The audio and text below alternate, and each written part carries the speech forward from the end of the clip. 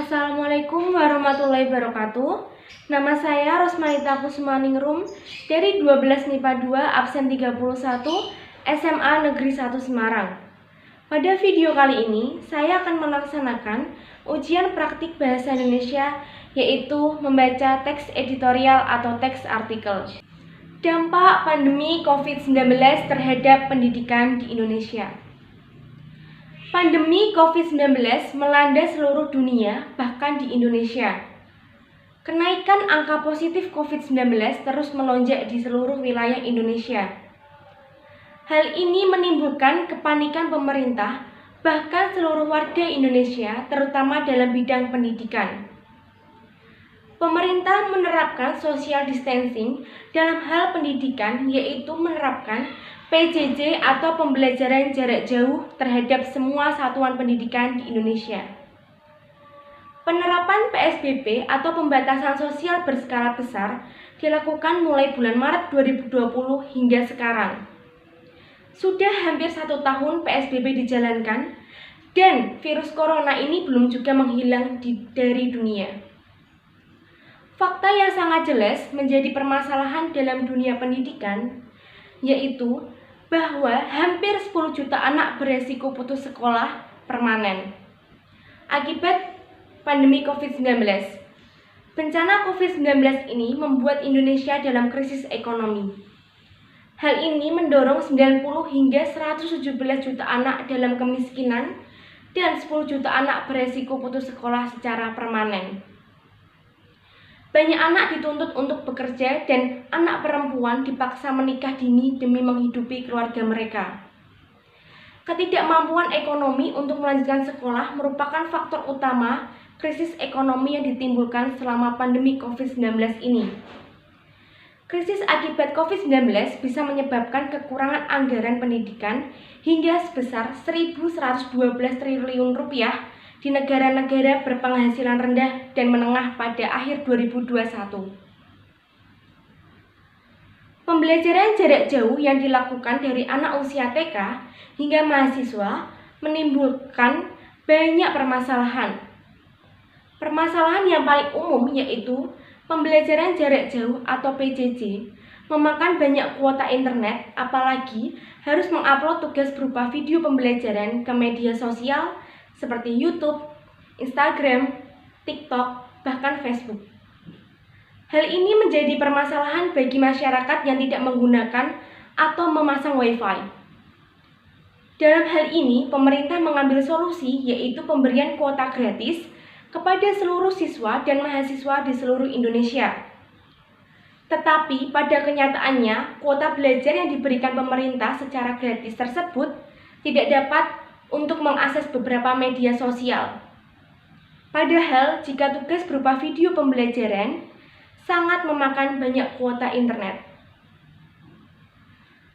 Pembelajaran online atau PJJ, pembelajaran jarak jauh, mengharuskan juga siswanya memiliki laptop atau komputer, bahkan handphone. Persentase terbesar penggunaan handphone untuk pembelajaran online ini adalah sebesar 63%. Komunikasi yang dilakukan guru atau dosen dengan mahasiswa atau siswanya yaitu melalui WA atau SMS. Beberapa guru juga menggunakan video call seperti Zoom Meeting dan Google Meet untuk kontak langsung dengan anak didiknya. Hal ini menjadi permasalahan besar bagi siswa yang tidak memiliki laptop atau komputer bahkan handphone. Sebesar 37% guru memilih untuk tidak melakukan pembelajaran berbantu handphone karena banyak anak murid yang tidak memilikinya. Sebagai contoh, salah satu sekolah dasar atau SD negeri di Jawa Tengah, yaitu satu kelas berisi 23 siswa dan hanya 6 orang siswa yang memiliki handphone. Dampak yang sangat besar dirasakan oleh seluruh siswa maupun mahasiswa ialah bahwa pembelajaran online membuat materi yang diajarkan sulit untuk masuk ke otak atau sulit dipahami. Faktanya, bahwa pembelajaran offline di sekolah saja, materi yang diajarkan masih sulit untuk dipahami. Apalagi dengan kondisi saat ini yang sedang mengalami pandemi COVID-19.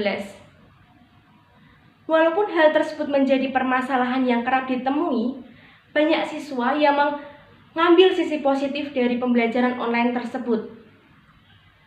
Banyak siswa yang mengembangkan bakatnya dan belajar berbisnis di masa pandemi COVID-19 ini dengan mulai belajar berbisnis membuat banyak siswa atau mahasiswa belajar untuk menghadapi kerasnya kehidupan yang akan datang.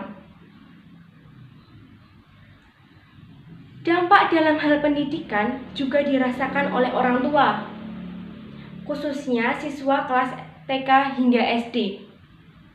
Banyak orang tua mengeluh bahwa anaknya kesulitan dalam belajar karena tidak paham akan penjelasan dari gurunya. Ditambah dengan banyaknya tugas yang diberikan. Peran orang tua dalam hal ini sangatlah berpotensial besar bagi perkembangan belajar anaknya. Tetapi, bagaimana dengan orang tua yang harus bekerja? Pasti anaknya sangat kesulitan dalam melaksanakan pembelajaran jarak jauh ini. Untuk itu, para orang tua siswa mengharapkan bahwa satuan pendidikan, terutama TK dan SD, untuk tidak memberikan banyak tugas pada anak didiknya. Pendidikan di masa pandemi COVID-19 ini sangatlah menyulitkan serta merepotkan bagi siswa maupun orang tua. Pemerintah juga menggunakan atau mengupayakan hal yang terbaik untuk mengatasi masalah pendidikan di Indonesia.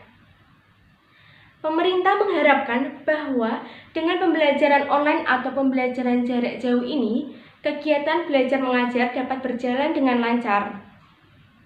Pembelajaran jarak jauh ini ditunjukkan untuk memecah rantai persebaran COVID-19 di Indonesia yang kian hari masih terus mengalami kenaikan angka pasien positif COVID-19.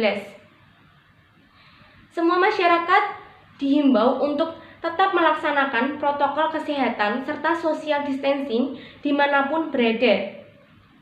Semua orang pasti berharap bahwa pandemi COVID-19 ini tetap cepat selesai dan bisa berkegiatan seperti biasa, serta berpendidikan Indonesia dapat pulih kembali. Karena pendidikan di Indonesia sangatlah penting untuk penerus dan generasi bangsa Indonesia. Sekian video ujian praktek bahasa Indonesia yang dapat saya sampaikan. Terima kasih.